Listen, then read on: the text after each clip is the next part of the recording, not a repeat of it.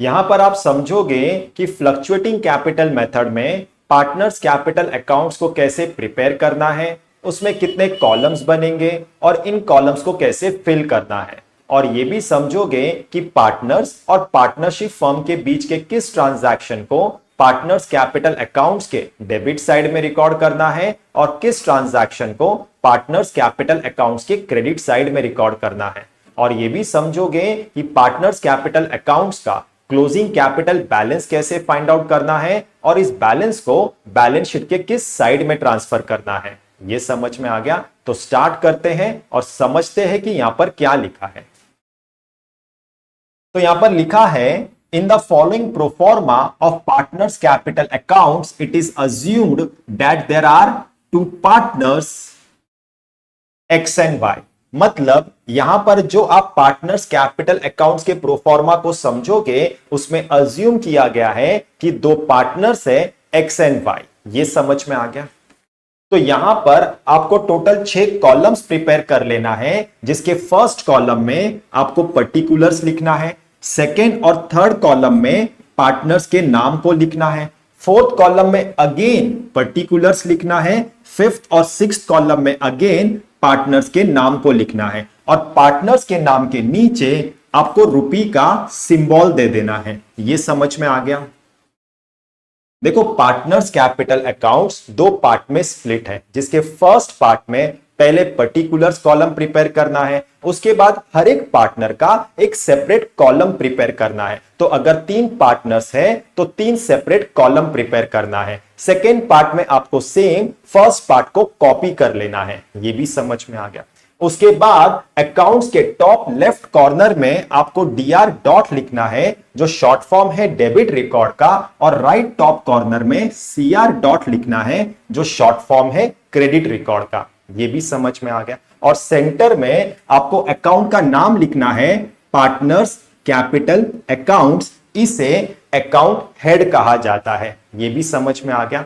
और यहां पर आपको अकाउंट्स लिखना है, क्योंकि यहां पर दो पार्टनर का कैपिटल अकाउंट कंबाइंड प्रिपेयर हो रहा है। यह भी समझ में आ गया? तो यहां पर आपको अच्छे से समझ में आ गया कि फ्लक्चुएटिंग कैपिटल मेथड में पार्टनर्स कैपिटल अकाउंट्स को कैसे प्रिपेयर करना है। अगर 2 पार्टनर्स हैं तो कितने कॉलम्स बनेंगे, और अगर 3 पार्टनर्स है तो कितने कॉलम्स बनेंगे, और इन कॉलम्स को कैसे फिल करना है। अच्छे से समझो कि ये कैसे डिसाइड होता है कि किसी भी अकाउंट हेड के किस साइड में ट्रांजैक्शन को रिकॉर्ड करना है। देखो, जिन्होंने 11th में जर्नल और लेजर अच्छे से किया है उन्हें पता होगा कि किसी भी अकाउंट हेड के किस साइड में ट्रांजैक्शन को रिकॉर्ड करना है। लेकिन जिन्होंने 11th में जर्नल और लेजर अच्छे से नहीं किया है उन्हें सारे अकाउंट हेड के ओरिजिनल साइड को और उसके रूल्स को अच्छे से समझ लेना है। देखो, हर एक अकाउंट हेड का एक ओरिजिनल साइड होता है। अगर किसी अकाउंट हेड का ओरिजिनल साइड डेबिट है तो जब वो अकाउंट हेड इनिशियली ओपन होगा या उस अकाउंट हेड का बैलेंस इंक्रीज होगा तो ऐसे ट्रांजैक्शन को उस अकाउंट हेड के डेबिट साइड में रिकॉर्ड किया जाता है, और जब उस अकाउंट हेड का बैलेंस डिक्रीज होगा या वो अकाउंट हेड फाइनली क्लोज होगा तो ऐसे ट्रांजैक्शन को उस अकाउंट हेड के क्रेडिट साइड में रिकॉर्ड किया जाता है। ये समझ में आ गया? और अगर किसी अकाउंट हेड का ओरिजिनल साइड क्रेडिट है तो जब वो अकाउंट हेड इनिशियली ओपन होगा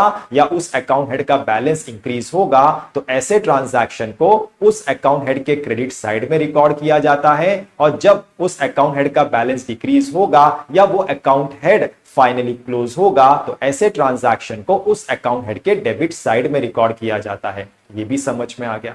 अब कैपिटल अकाउंट हेड का ओरिजिनल साइड डेबिट है या क्रेडिट है, यह कैसे समझना है। देखो, आप लोगों ने 11th में मॉडर्न टेक्निक किया होगा जिसमें अकाउंट्स को 5 पार्ट्स में डिवाइड किया है, एसेट, एक्सपेंस, कैपिटल, लायबिलिटी और रेवेन्यू, जिसमें से एसेट और एक्सपेंस अकाउंट हेड का ओरिजिनल साइड डेबिट है, कैपिटल, लायबिलिटी और रेवेन्यू अकाउंट हेड का ओरिजिनल साइड क्रेडिट है। तो आपको यह भी समझ में आ गया कि कैपिटल अकाउंट हेड का ओरिजिनल साइड क्रेडिट है।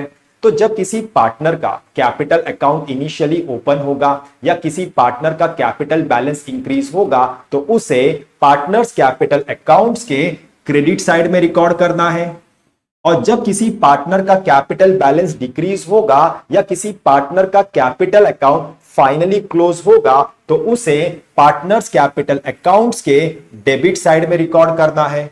ये भी समझ में आ गया। तो अगर किसी अकाउंट हेड का ओरिजिनल साइड डेबिट है तो उसके डेबिट साइड में अपवर्ड एरो और क्रेडिट साइड में डाउनवर्ड एरो ड्रॉ करना है। और अगर किसी अकाउंट हेड का ओरिजिनल साइड क्रेडिट है तो उसके क्रेडिट साइड में अपवर्ड एरो और डेबिट साइड में डाउनवर्ड एरो ड्रॉ करना है। ये भी समझ में आ गया। तो यहां पर आपको अच्छे से समझ में आ गया होगा कि किसी भी अकाउंट हेड के किस साइड में ट्रांजैक्शन को रिकॉर्ड करना है, किस अकाउंट हेड का ओरिजिनल साइड डेबिट है, किस अकाउंट हेड का ओरिजिनल साइड क्रेडिट है, अपवर्ड एरो किस साइड में ड्रॉ करना है और डाउनवर्ड एरो किस साइड में ड्रॉ करना है।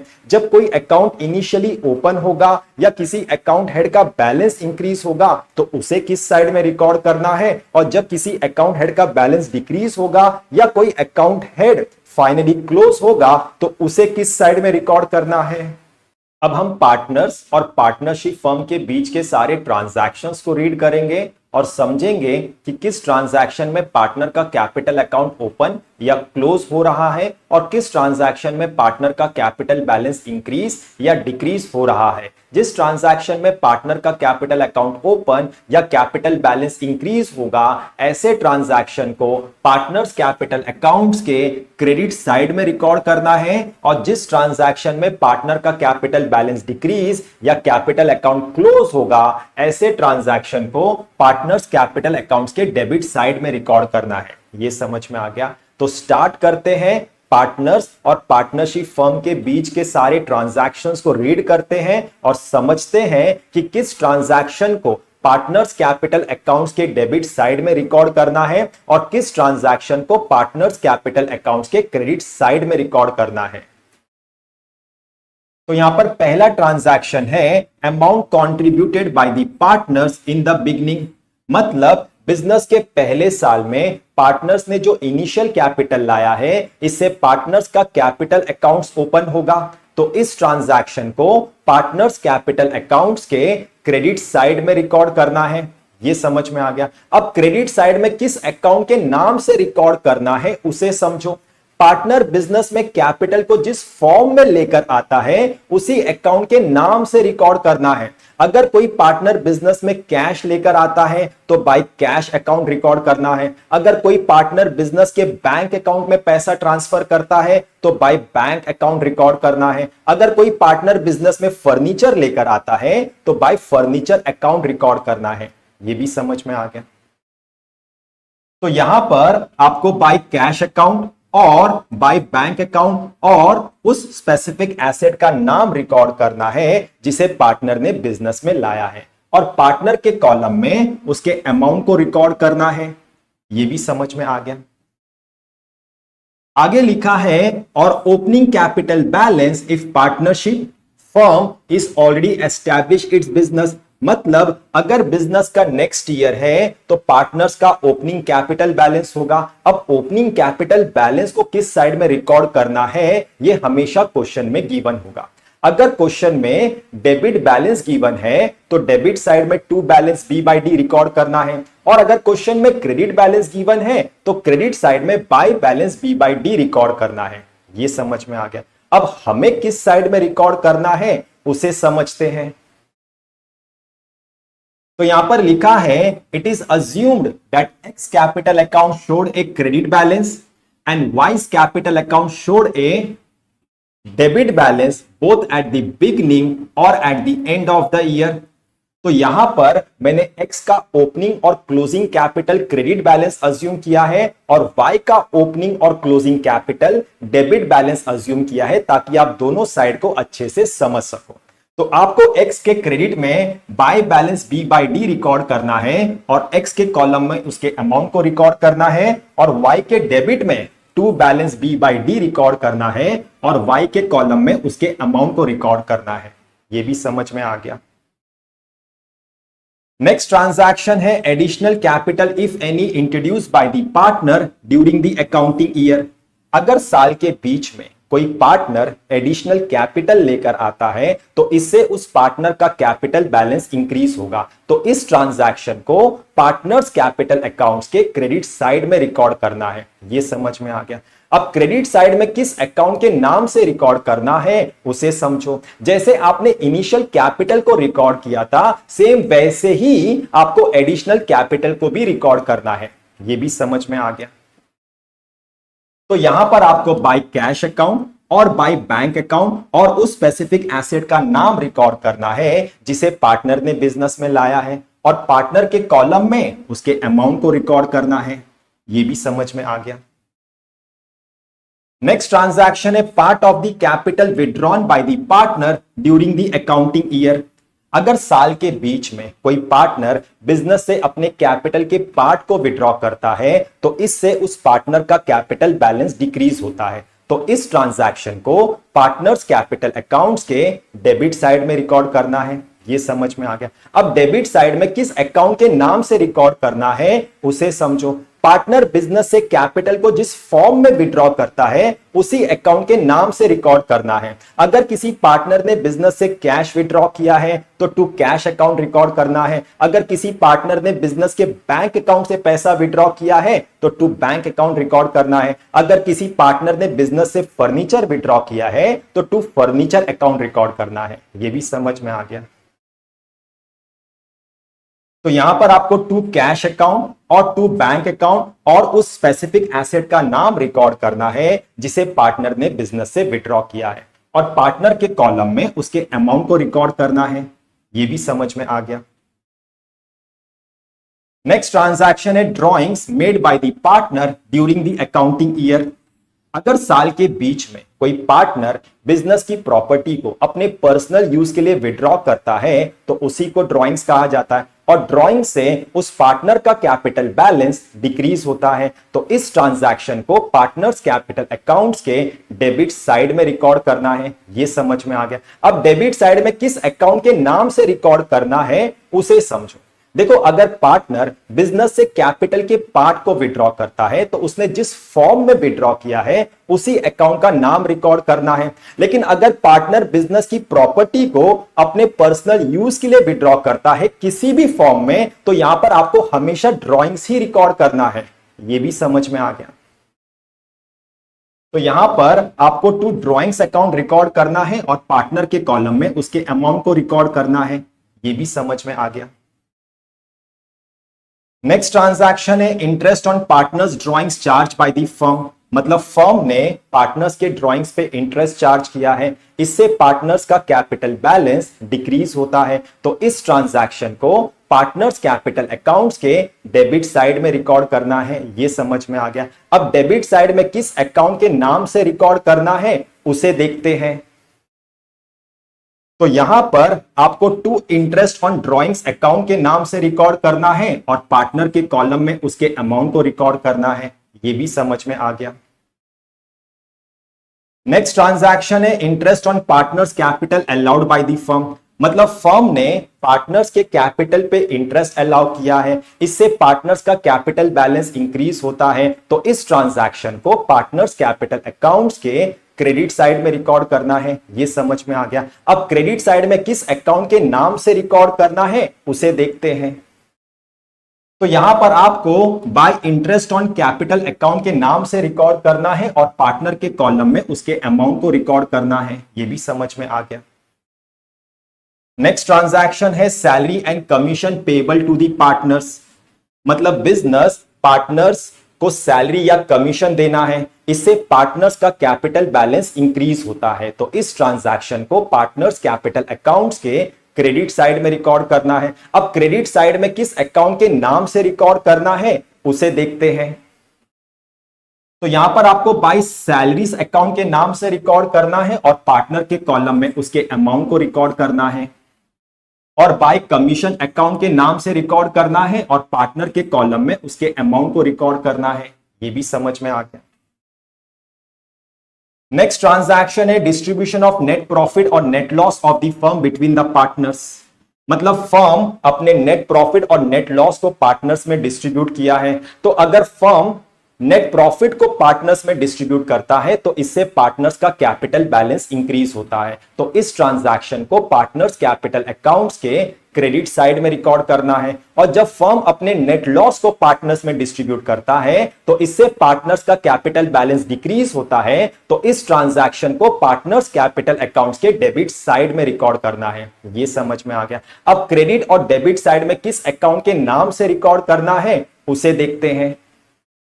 तो नेट प्रॉफिट को by profit and loss account bracket में शेयर ऑफ प्रॉफिट या शेयर इन प्रॉफिट के नाम से रिकॉर्ड करना है और पार्टनर के कॉलम में उसके अमाउंट को रिकॉर्ड करना है। और नेट लॉस को to profit and loss account bracket में शेयर ऑफ लॉस या शेयर इन लॉस के नाम से रिकॉर्ड करना है और पार्टनर के कॉलम में उसके अमाउंट को रिकॉर्ड करना है। ये भी समझ में आ गया। तो यहां पर आपको समझ में आ गया होगा कि पार्टनर्स और पार्टनरशिप फर्म के बीच के किस ट्रांजैक्शन को पार्टनर्स कैपिटल अकाउंट्स के डेबिट साइड में रिकॉर्ड करना है और किस ट्रांजैक्शन को पार्टनर्स कैपिटल अकाउंट्स के क्रेडिट साइड में रिकॉर्ड करना है। और यह भी समझ में आ गया होगा कि डेबिट और क्रेडिट साइड में किस अकाउंट के नाम से रिकॉर्ड करना है। अब किस ट्रांजैक्शन को पार्टनर्स कैपिटल अकाउंट्स के डेबिट साइड में रिकॉर्ड करना है और किस ट्रांजैक्शन को पार्टनर्स कैपिटल अकाउंट्स के क्रेडिट साइड में रिकॉर्ड करना है, इसे याद रखने का एक शॉर्टकट मेथड है जिसमें आपको करना क्या है, हमने जो भी ट्रांजैक्शन को पार्टनर्स कैपिटल अकाउंट्स के डेबिट और क्रेडिट साइड में रिकॉर्ड किया है उस ट्रांजैक्शन के पहले लेटर को लेकर एक कीवर्ड बना लेना है ताकि आप याद रख सको कि किस कीवर्ड से रिलेटेड ट्रांजैक्शन को पार्टनर्स कैपिटल अकाउंट्स के डेबिट साइड में रिकॉर्ड करना है और किस कीवर्ड से रिलेटेड ट्रांजैक्शन को पार्टनर्स कैपिटल अकाउंट्स के क्रेडिट साइड में रिकॉर्ड करना है। यह समझ में आ गया। अब क्रेडिट साइड के कीवर्ड को कैसे बनाना है उसे देखते हैं। देखो, हमने क्रेडिट साइड में सबसे पहले ओपनिंग कैपिटल रिकॉर्ड किया है और ओपनिंग कैपिटल किस साइड में रिकॉर्ड करना है ये हमेशा क्वेश्चन में गिवन होता है। अगर क्वेश्चन में क्रेडिट बैलेंस गिवन है तो क्रेडिट साइड में by balance B by D record करना है और अगर क्वेश्चन में डेबिट बैलेंस गिवन है तो डेबिट साइड में to balance B by D record करना है और अगर क्वेश्चन में कोई बैलेंस गिवन नहीं है तो उसे क्रेडिट बैलेंस अज्यूम करके क्रेडिट साइड में by balance B by D record करना है। ये समझ में आ गया। तो आपको ओपनिंग कैपिटल का पहला लेटर नहीं लेना है क्योंकि वो हमेशा क्वेश्चन में गिवन होता है। ये भी समझ में आ गया। उसके बाद हमने नेक्स्ट ट्रांजैक्शन रिकॉर्ड किया है एडिशनल कैपिटल, तो आपको इसका पहला लेटर ए लेना है। उसके बाद हमने इंटरेस्ट ऑन कैपिटल रिकॉर्ड किया है तो इसका पहला लेटर आई लेना है। इसके बाद हमने सैलरीज रिकॉर्ड किया है तो इसका पहला लेटर एस लेना है। इसके बाद हमने कमीशन रिकॉर्ड किया है तो इसका पहला लेटर सी लेना है। इसके बाद हमने प्रॉफिट रिकॉर्ड किया है तो इसका पहला लेटर पी लेना है। तो यहां पे आपको 5 लेटर मिल गया AISCP। तो आपको इस 5 लेटर की मदद से एक कीवर्ड बना लेना है ताकि आप याद रख सको कि इस कीवर्ड से रिलेटेड ट्रांजैक्शन को पार्टनर्स कैपिटल अकाउंट्स के क्रेडिट साइड में रिकॉर्ड करना है। यह भी समझ में आ गया। यहां पर मैंने आप लोगों के लिए एक कीवर्ड बनाया है कैपिस। C से कमीशन, A से एडिशनल कैपिटल, P से प्रॉफिट, I से इंटरेस्ट ऑन कैपिटल और S से सैलरीज। आप अपना कोई भी कीवर्ड बना सकते हो। अब कैपिस को भी याद रखने का एक मेथड है। आपको पहला 4 लेटर इसे याद रखना है और लास्ट लेटर इसे याद रखना है। यह भी समझ में आ गया।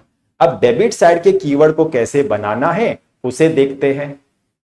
डेबिट साइड में हमने सबसे पहले ओपनिंग कैपिटल रिकॉर्ड किया है और आपको ओपनिंग कैपिटल का पहला लेटर नहीं लेना है क्योंकि वो हमेशा क्वेश्चन में गिवन होता है। ये समझ में आ गया। उसके बाद हमने ड्राइंग्स अगेंस्ट कैपिटल रिकॉर्ड किया है तो इसका पहला लेटर आपको डी लेना है। इसके बाद हमने ड्राइंग्स अगेंस्ट प्रॉफिट रिकॉर्ड किया है, इसका भी पहला लेटर डी है। इसके बाद हमने इंटरेस्ट ऑन ड्राइंग्स रिकॉर्ड किया है, इसका पहला लेटर आई लेना है। इसके बाद हमने लॉस रिकॉर्ड किया है, इसका पहला लेटर आपको एल लेना है। तो यहां पर आपको 3 लेटर मिल गया DIL। तो इन 3 लेटर की मदद से आपको एक कीवर्ड बना लेना है ताकि आप याद रख सको कि इस कीवर्ड से रिलेटेड ट्रांजैक्शन को आपको पार्टनर्स कैपिटल अकाउंट्स के डेबिट साइड में रिकॉर्ड करना है। यह भी समझ में आ गया। यहां पर मैंने आप लोगों के लिए कीवर्ड बनाया है दिल, जहां पे डी से ड्राइंग्स अगेंस्ट कैपिटल और ड्राइंग्स अगेंस्ट प्रॉफिट है, आई से इंटरेस्ट ऑन ड्राइंग्स और एल से लॉस। आप अपना कोई भी कीवर्ड बना सकते हो। यह भी समझ में आ गया। अब ये समझो कि आपको कैसे समझना है कि क्वेश्चन में जो ड्राइंग्स गिवन है वो ड्राइंग्स अगेंस्ट कैपिटल है या ड्राइंग्स अगेंस्ट प्रॉफिट है। देखो जब आप चैप्टर नंबर 1 और चैप्टर नंबर 5 करोगे तो ये दो चैप्टर्स में जो ड्राइंग्स गिवन है वो ड्राइंग्स अगेंस्ट प्रॉफिट है, और जब आप चैप्टर नंबर 3, 4 और 6 करोगे तो इन तीन चैप्टर्स में जो ड्राइंग्स गिवन है वो ड्राइंग्स अगेंस्ट कैपिटल है। ये भी समझ में आ गया। तो यहां पर आपको अच्छे से समझ में आ गया होगा कि आपको कैसे याद रखना है कि किस ट्रांजैक्शन को पार्टनर्स कैपिटल अकाउंट्स के डेबिट साइड में रिकॉर्ड करना है और किस ट्रांजैक्शन को पार्टनर्स कैपिटल अकाउंट्स के क्रेडिट साइड में रिकॉर्ड करना है। पार्टनर्स कैपिटल अकाउंट्स का क्लोजिंग कैपिटल बैलेंस कैसे फाइंड आउट करना है, इस क्लोजिंग बैलेंस को बैलेंस शीट के किस साइड में ट्रांसफर करना है, इसे समझने से पहले यह समझो कि फ्लक्चुएटिंग कैपिटल मेथड में partners capital accounts debit balance भी शो कर सकता है, क्रेडिट बैलेंस भी शो कर सकता है और नील बैलेंस भी शो कर सकता है। यह समझ में आ गया। अगर किसी पार्टनर का उसके डेबिट साइड का टोटल उसके क्रेडिट साइड के टोटल से ग्रेटर है तो इन दोनों के डिफरेंस को डेबिट बैलेंस कहा जाता है, और इस डेबिट बैलेंस को बैलेंस शीट के डेबिट साइड में ट्रांसफर करना है, और बैलेंस शीट का डेबिट साइड होता है एसेट साइड।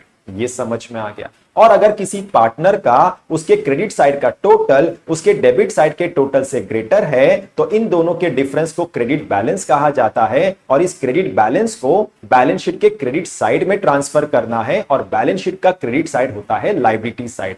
ये भी समझ में आ गया। और अगर किसी पार्टनर का उसके डेबिट साइड का टोटल उसके क्रेडिट साइड के टोटल से इक्वल है तो यहां पर कोई डिफरेंस नहीं होगा, उसी को नील बैलेंस कहा जाता है। ये भी समझ में आ गया। यहां पर हमने एक्स का closing capital credit balance assume किया था, मतलब एक्स के क्रेडिट साइड का टोटल उसके डेबिट साइड के टोटल से ग्रेटर होगा। तो यहां पर आपको एक्स के क्रेडिट साइड के टोटल को दोनों साइड में रिकॉर्ड कर लेना है, और इस टोटल में से आपको डेबिट साइड के टोटल को सब्ट्रैक्ट करना है, और जो आपको डिफरेंस मिलेगा उसे आपको डेबिट साइड में ही रिकॉर्ड करना है to balance C by D के नाम से।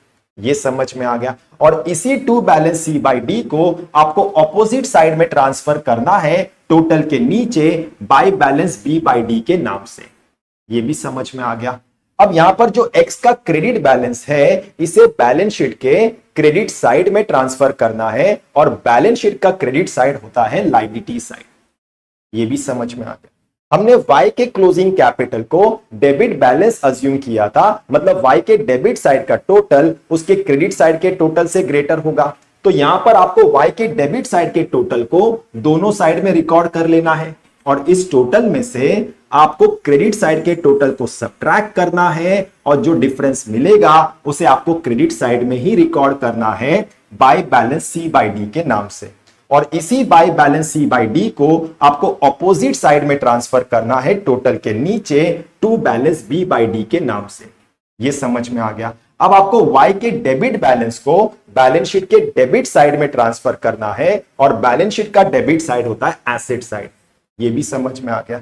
तो आपको x के क्लोजिंग कैपिटल को लायबिलिटी साइड में ट्रांसफर करना है, और y के क्लोजिंग कैपिटल को एसेट साइड में ट्रांसफर करना है। ये भी समझ में आ गया। तो यहां पर आपको अच्छे से समझ में आ गया होगा कि पार्टनर्स कैपिटल अकाउंट्स का क्लोजिंग कैपिटल बैलेंस कैसे फाइंड आउट करना है, और इस क्लोजिंग बैलेंस को बैलेंस शीट के किस साइड में ट्रांसफर करना है।